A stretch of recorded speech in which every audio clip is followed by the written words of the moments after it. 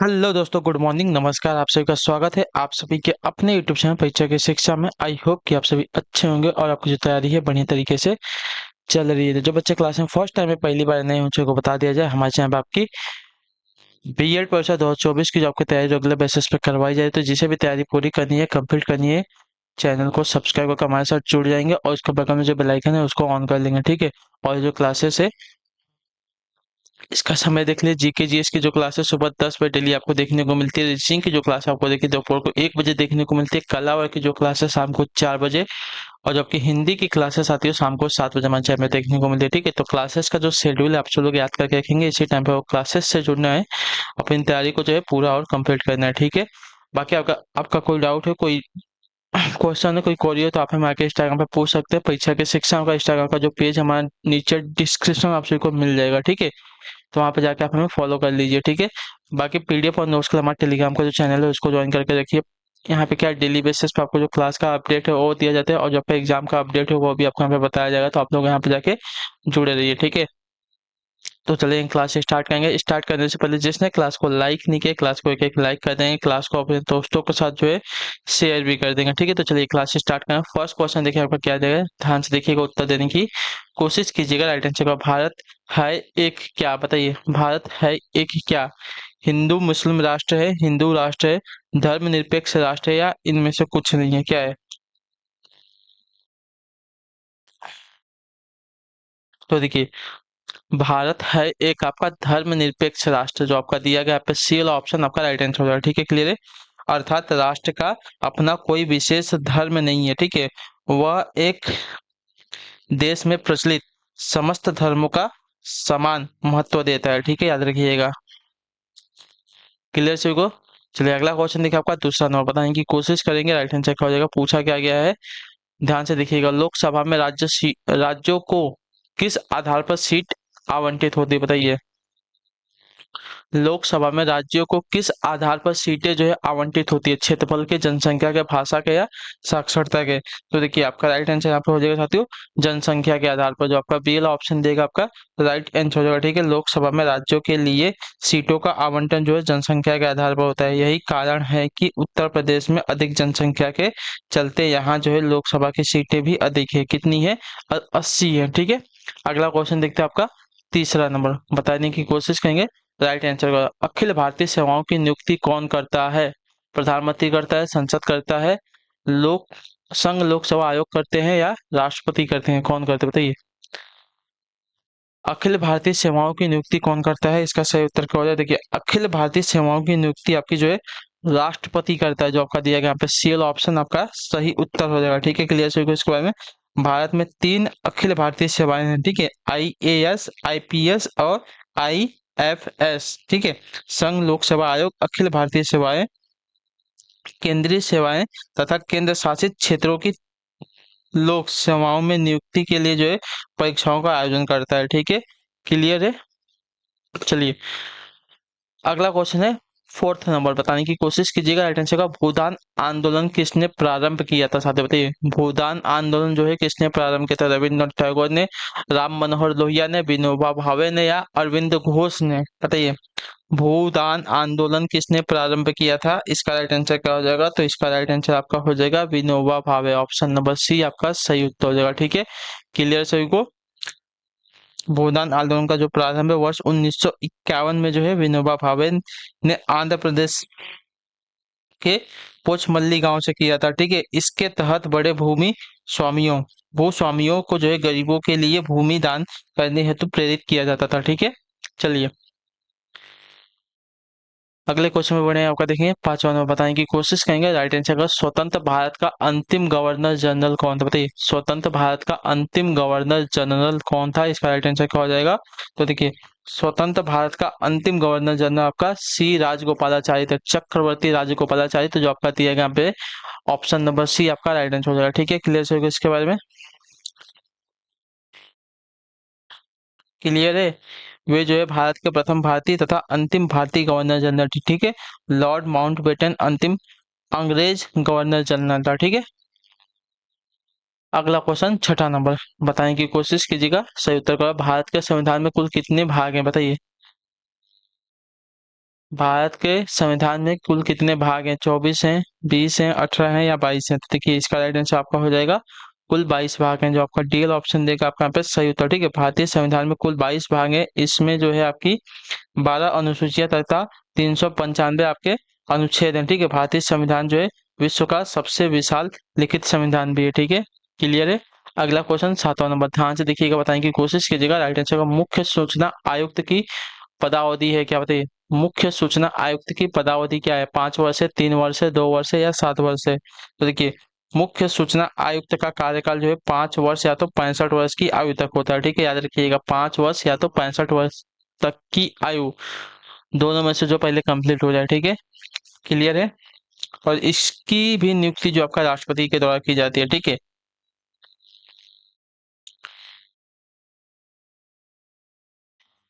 अगले क्वेश्चन बढ़े आपका 8वां नंबर, बताने की कोशिश कीजिएगा। आंसर, किस राज्य में महिलाओं का मुख्य विशेष साड़ी नहीं है? बताइए।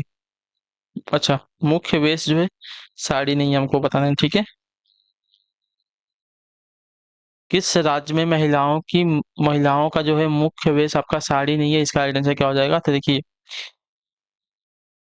आपका राइट आंसर यहाँ पे हो जाएगा अरुणाचल प्रदेश का। ठीक है, जो आपका दिया गया यहाँ पे सीएल ऑप्शन आपका सही उत्तर। ठीक है, क्लियर है। दिए गए राज्यों में से अरुणाचल प्रदेश की महिलाओं का जो मुख्य वेश है आपका साड़ी नहीं है। ठीक है, अरुणाचल प्रदेश में महिलाएं जो है लुंगी, झबला नुमा वस्त्र तथा विशेष प्रकार की टोपी पहनती हैं। ठीक है, क्लियर है।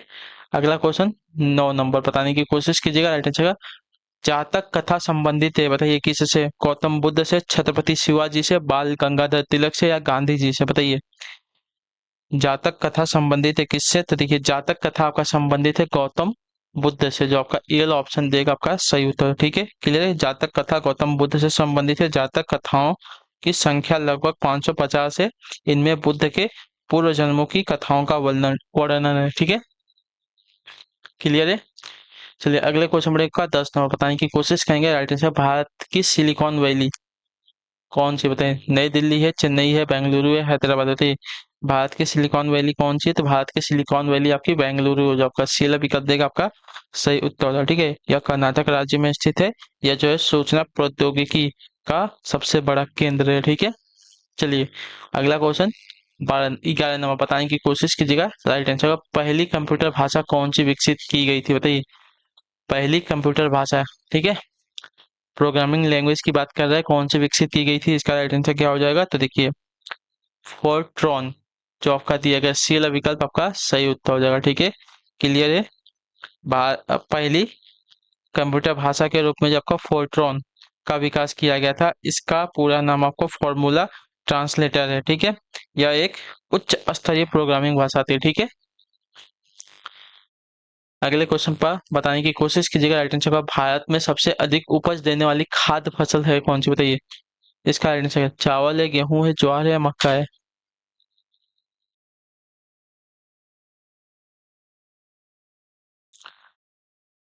भारत में सबसे अधिक उपज देने वाली खाद्य फसल जो है कौन सी है? तो चावल है, जो आपका ए वाला ऑप्शन देगा आपका सही उत्तर हो जाएगा। ठीक है, यह भारत में सर्वाधिक क्षेत्रफल पे जो है बोई जाती है। ठीक है, चावल की खेती जो है की जाती है। अगले क्वेश्चन बड़े आपका देखें 13 नंबर, क्या दिया गया है बताइएगा। साधारण नमक है क्या? बताइए साधारण नमक आपका क्या होता है?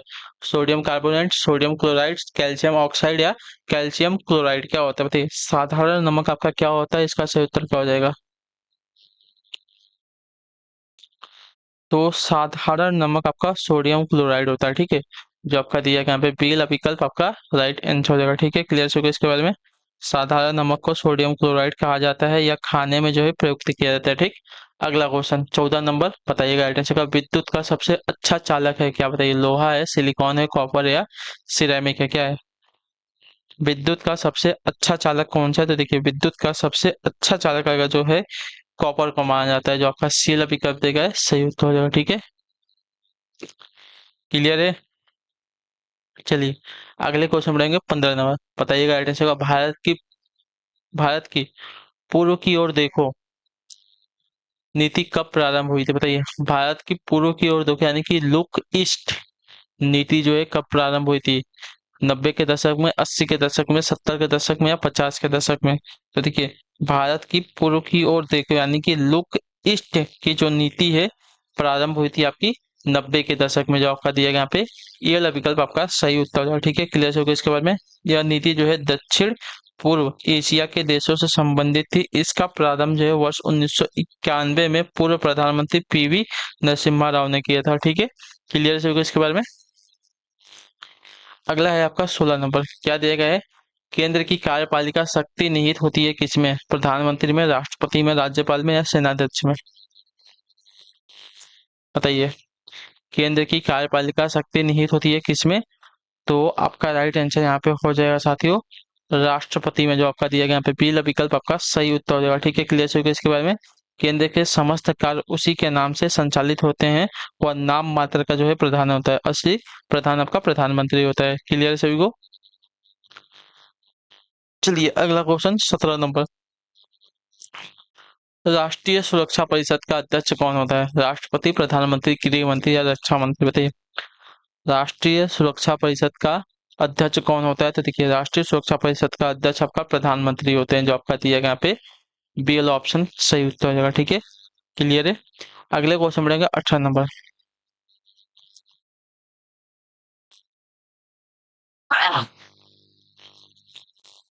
वर्ष 1922 में महात्मा गांधी ने असहयोग आंदोलन क्यों वापस ले लिया था? हमको ये बताना है। ठीक है, तो आपका राइट आंसर हो जाएगा साथी चौरी चौरा के हिंसात्मक घटना के कारण, जो आपका दिया गया यहाँ पे बी वाला ऑप्शन सही उत्तर हो जाएगा। ठीक है, वर्ष 1922 में महात्मा गांधी ने चौरी चौरा में हुई हिंसात्मक घटना के कारण असहयोग आंदोलन को जो है वापस ले लिया था। ठीक है, चौरी चौरा जो है उत्तर प्रदेश के गोरखपुर जिले में स्थित है। यहाँ जो है प्रदर्शनकारी भीड़ ने थाने में 22 अंग्रेज पुलिसकर्मियों को जो है जलाकर मार डाला था। ठीक है, इसके वजह से उन्होंने जो आपका असहयोग आंदोलन को वापस ले लिया था। ठीक, अगला question 19 number, discovery of India पुस्तक के लेखक कौन है? बताइए। डिस्कवरी ऑफ इंडिया पुस्तक के लेखक कौन है?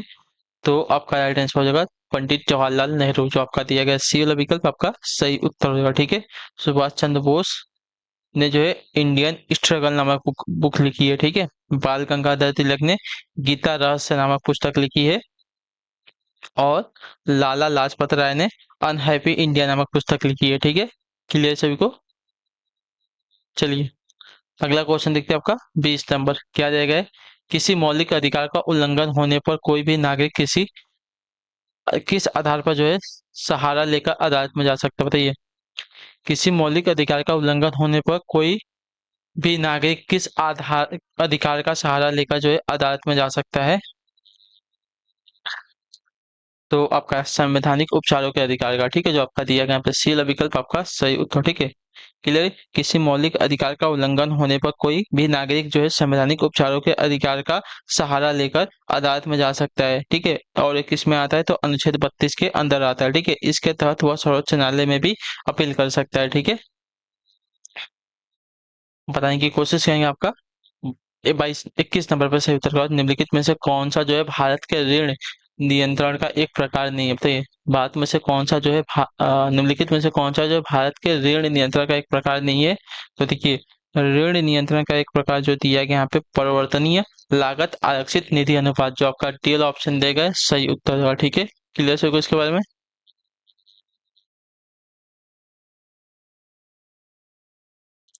क्लियर है।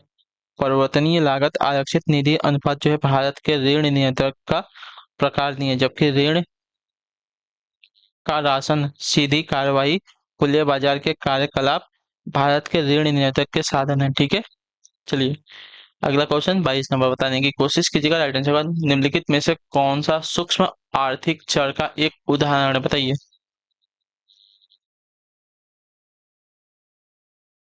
निम्नलिखित में से कौन सा जो है सूक्ष्म आर्थिक चर का एक उदाहरण है? तो आपका राइट आंसर यहाँ पे हो जाएगा साथियों कौन सा वाला? तो ऑप्शन नंबर डी वाला उपभोक्ता संतुलन। ठीक है, जो आपका डी वाला विकल्प देगा आपका सही उत्तर होगा। ठीक है, निम्नलिखित में से कौन सा? तो उपभोक्ता संतुलन जो है सूक्ष्म आर्थिक चर का एक उदाहरण है। बाकी राष्ट्रीय आय, सकल आपूर्ति, रोजगार, ये सभी आपके सूक्ष्म आर्थिक चर के उदाहरण है। ठीक है, 23 नंबर, बताने की कोशिश करेंगे राइट आंसर को भारतीय संविधान के किस निम्नलिखित भाग में मौलिक कर्तव्यों का उल्लेखन है? बताइए। तो आपका राइट आंसर हो जाएगा भाग 4 ए में, जो आपका ए वाला विकल्प मतलब डी वाला विकल्प देगा आपका राइट आंसर। ठीक है, भारतीय संविधान के भाग 4 ए में मौलिक कर्तव्यों का उल्लेख है। ठीक है, अनुच्छेद 51 क में जो है 10 मौलिक कर्तव्यों का उल्लेख किया गया है। वर्तमान में इनकी जो संख्या है 11 हो गई है। ठीक है, क्लियर है। अगले क्वेश्चन बढ़ेगा का 24 नंबर, बताने की कोशिश करेंगे सत्याग्रह भारत में राज्य का राज्यपाल बनने के लिए न्यूनतम आयु कितनी होनी चाहिए? तो जितनी की राष्ट्रपति की होती है, कितनी? 35 वर्ष। जो आपका डी वाला विकल्प देगा आपका यहाँ पे सही उत्तर हो जाएगा। ठीक है, क्लियर है। भारत में राज्यपाल बनने के लिए न्यूनतम आयु आपकी 35 वर्ष होनी चाहिए। ठीक है, क्लियर है। अनुच्छेद 155 के अंतर्गत जो है राष्ट्रपति की नियुक्ति राज्यपाल के द्वारा की जाती है।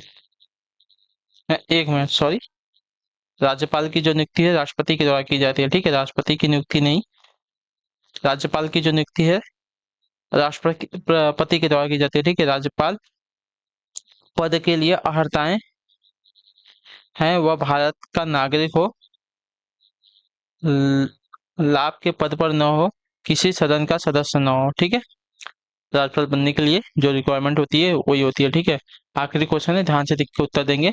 निम्नलिखित में से कौन जो है सिख गुरु हरि किशन के उत्तराधिकारी है? बताइए, निम्नलिखित में से कौन जो है सिख गुरु हरि किशन के उत्तराधिकारी थे?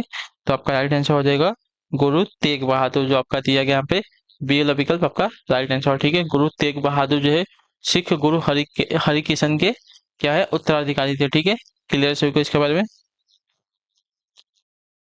1675 ईस्वी में औरंगजेब ने तेग बहादुर को जो है दिल्ली की चांदनी चौक के पास इस्लाम धर्म स्वीकार न करने के कारण जो है हत्या करवा दी थी। ठीक है, तो इसी के साथ जो आपकी क्लास है आज की यहीं पे कंप्लीट होती है। आई होप कि अब जो क्लासेस आती है अच्छी लगे, अच्छे क्लास को लाइक करें, चैनल पर ले तो चैनल को सब्सक्राइब, और हमें जो है कमेंट में अपनी राय क्लास के बारे में जरूर दीजिएगा, आपको जो क्लास है कैसी लग रही है। ठीक है, तो चलेंगे, मिलते हैं आपसे आपकी अगली क्लास में, तब तक के लिए टाटा बाय बाय, जय हिंद जय भारत। आप सभी का क्लास से जुड़ने के लिए बहुत बहुत ही धन्यवाद साथियों।